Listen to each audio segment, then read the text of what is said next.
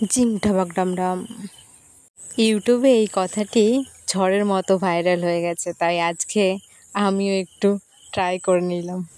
আজকে আমিও একটি জাদুর রেসিপি নিয়ে এসেছি আপনাদের জন্য, যেটি ঝটপট তৈরি হয়ে যাবে। প্রথমে একটি পাত্রে 750 মতো আটা বা ময়দা নিয়ে নেবেন। তাতে অ্যাড করবেন 4টে ডিম, 2টো বড় সাইজের পেঁয়াজ ও পরিমাণ মতো কাঁচা লঙ্কা কুচি আর সামান্য নুন। হাতের সাহায্যে সম্পূর্ণ ব্যাটারটাকে মিশিয়ে নিন। অল্প অল্প জল অ্যাড করুন এবং একটি থকথকে ব্যাটার তৈরি করুন। আর মিশ্রণটি এমন হতে হবে। একটি কড়া উনুনে দিয়ে গরম করুন। আলতো হাতে আটাটিকে গোল করে কড়াতে দিন।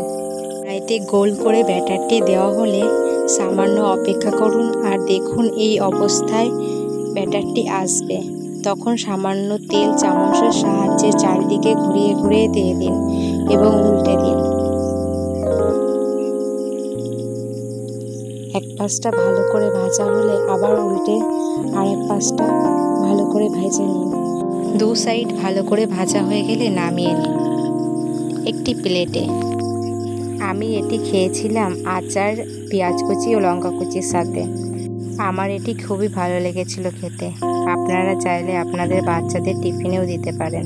এই রেসিপিটি আপনাদের ভালো লেগে থাকলে একটি লাইক, কমেন্ট এবং সাবস্ক্রাইব করে দেবেন।